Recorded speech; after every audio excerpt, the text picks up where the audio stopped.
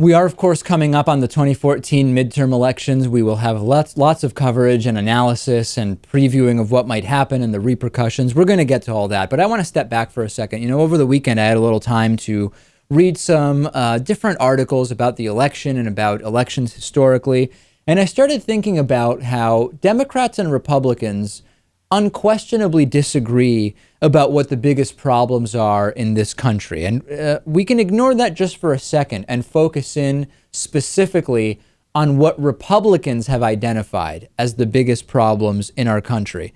The Republicans' own ideas for solving what they've determined are the biggest problems in this country make absolutely no sense. I'll give you an example.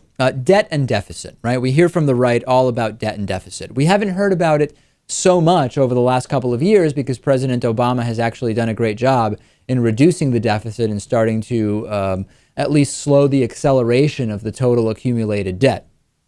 Republicans, however, on the budget, on debt, etc., have the solution in mind of cutting taxes, which of course does not reduce the deficit, cutting social programs in spite of the fact that most social programs are actually debt reductions or deficit reductions in their net long-term effect.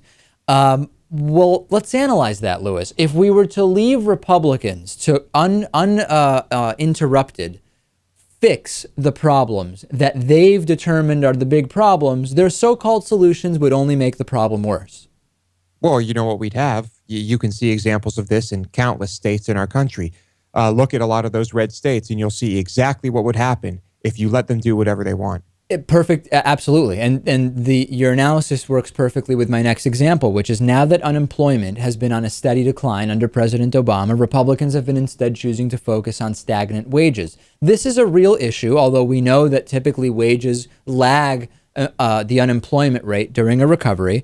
But how do Republicans propose increasing wages? Well, they want to eliminate the minimum wage for starters. That's one of the Republican solutions to increasing stagnant wages, even on issues that they don't completely see as the paramount issues, right? Like inequality.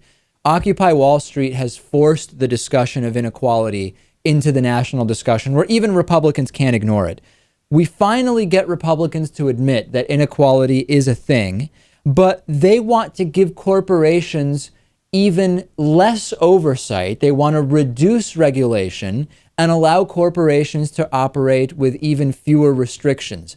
That's not going to increase, that's not going to decrease inequality, and that's going to increase it. Yet another example, Lewis, of how the Republican prescription for the problems they identify, even if they're problems they admit exist begrudgingly, would make the problem worse, not better. And I don't know how they think that these things are going to work when their states are in such distress and have fallen on such hard times. These policies just do not work, and there's no evidence that they work, yet they keep fighting for it.